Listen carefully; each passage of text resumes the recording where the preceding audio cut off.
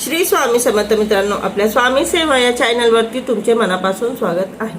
मित्रांनो, मागील व्हिडिओमध्ये आपला 8वा अध्याय पूर्ण झालेला होता आणि आता आपण 9व्या अध्यायाकडे वळत आहोत। जे मित्रमैत्री नवीन जोडलेले आहेत, ज्यांच्याकडे पहिल्यांदा माझा व्हिडिओ गेलेला आहे, मी त्यांना सांगू इच्छिते की आपण गुरुचरित्र या ग्रंथाचे वाचन करत आहोत। अध्याय वाचन नाही करत आहोत आपण। जे अध्याय आहेत त्यांचे अर्थ जे मराठीमध्ये गुरुचरित्र ग्रंथामध्ये दिलेले आहेत तर त्याचे आपण वाचन करत आहोत। तर चला करूया 9व्या अध्यायाला सुरुवात।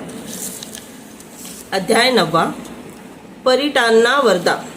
श्री गणेशाय नमः। नामधारक सिद्धांना म्हणाले, महाराज, श्रीपाद श्रीवल्लभ कुरवपुरात असताना त्यांनी आणखी काय लीला दाखवल्या? सिद्धयोगी म्हणाले, तेथील वास्तव्यात श्रीपाद यती स्नानासाठी नित्य नदीवर जात असत आणि लोकाचाराला अनुसरून संध्या व पूजा आदी कर्मे करत असत।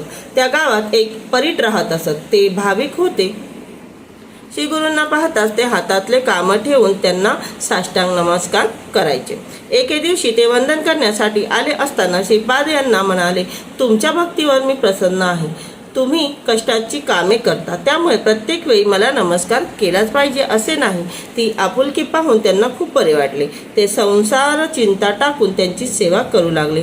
मठांगण झाडणे, सडा समार्जन करणे आदी कामे ते आवडीने करत असत। वैशाख मासात त्या परिटांनी एक अभिनव दृश्य पाहिले होते। एक यवन राजा आपल्या स्त्रियांसमवेत नौका विहारासाठी आला होता। राजस्त्रिया दागदागिने घालून नटून थटून आल्या होत्या। त्या हसत होत्या, गप्पा गोष्टी करत होत्या। त्या समयी राजांची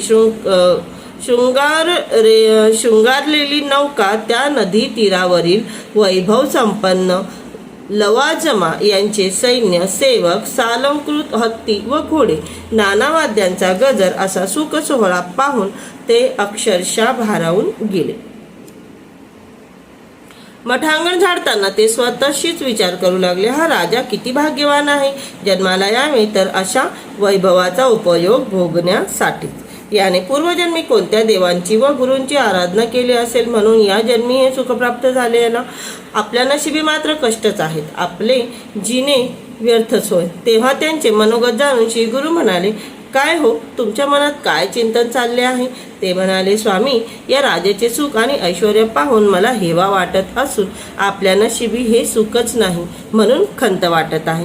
पण असा विचार मी का करू? कारण तुमच्या चरणांची सेवा हेच माझे सौख्य आहे। त्यावर श्री गुरु म्हणाले, परीट, तुम्ही जन्माला आल्यापासूनच कष्ट करत आहात। संसारिक सौख्य कधी अनुभवलेच नाही, त्यामुळे तुमच्या